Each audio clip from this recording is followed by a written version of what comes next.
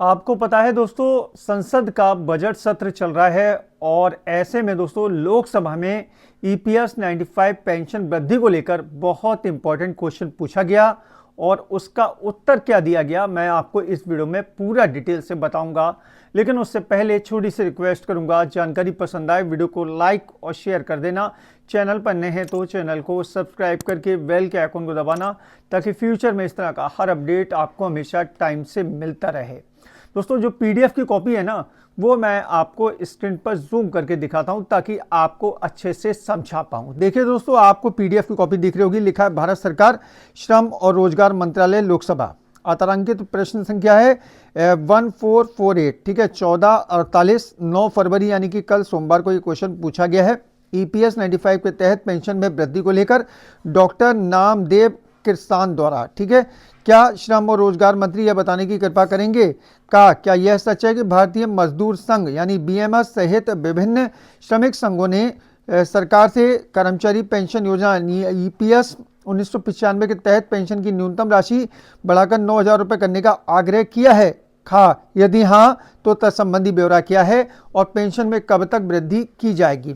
और 9,000 रुपए से कम पेंशन पाने वाले सेवानिवृत्त ईपीएस पेंशन भोगियों की संख्या कितनी है? अब देखिए दोस्तों, यहां पर इन्होंने उत्तर दे रखा, श्रम और रोजगार राज्य मंत्री सुश्री शोभा करंदलाजे क्या कह रही हैं? का से खा कर्मचारी पेंशन योजना यानी ईपीएस 1995 के तहत मौजूदा दे 1,000 रुपए प्रति माह की न्यूनतम पेंशन को बढ़ाने के लिए ट्रेड यूनियनों और जन प्रतिनिधियों सहित विभिन्न हितधारकों से अभ्यावेदन प्राप्त हुए हैं। कर्मचारी पेंशन योजना 1995 एक परिभाषित अंशदान परिभाषित लाभ वाली सामाजिक सुरक्षा योजना है। कर्मचारी पेंशन निधि का कोष नंबर 1 नियोक्ता द्वारा वेतन के 8.33% की दर पर अंशदान और 15,000 रुपये प्रति माह तक केंद्र सरकार द्वारा वेतन के 1.16% के अंशदान से मिलकर बनता है। योजना के तहत सभी लाभों का भुगतान इसी निधि से किया जाता है। सरकार बजटीय सहायता के माध्यम से ईपीएस 1995 के अंतर्गत पेंशन भोगियों को 1,000 रुपये प्रति माह की पेंशन प्रदान कर रही है। जो कर्मचारी भविष्य निधि संगठन को ईपीएस के लिए 1.16% की बजटीय सहायता के अतिरिक्त है। ईपीएस 1995 के पैराग्राफ 32 के तहत अधिदेशित किए गए अनुसार इस निधि का वार्षिक रूप से मूल्यांकन निर्धारण किया जाता है। इस मूल्य निर्धारण का उद्देश्य अंशदान आदि से होने वाले धन के अपेक्षित प्रवाह और लाखों के संदर्भ में बहिर्वाह को ध्यान में रखते हुए निधि की दीर्घकालिक व्यवहार्यता निर्धारित करना है।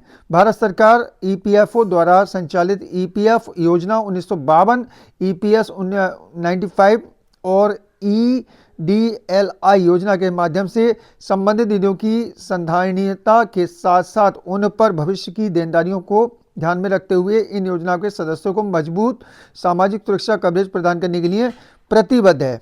ईपीएस 1995 के तहत 9,000 से कम पेंशन पाने वाले सक्रिय पेंशन भोगी सदस्यों की कुल संख्या 47,04,270 है। तो 47 लाख से ज्यादा पेंशनर्स ऐसे हैं जिनको 9,000 रुपए से कम पेंशन मिल रही है, बहुत कम पेंशन मिल रही है। उम्मीद लगाए बैठे थे पेंशनर्स कि भाई इस बजट में घोषणा की जाएगी, ईपीएस 95 पेंशनर्स की पेंशन बढ़ेगी, लेकिन दोस्तों ऐसा कुछ नहीं हुआ।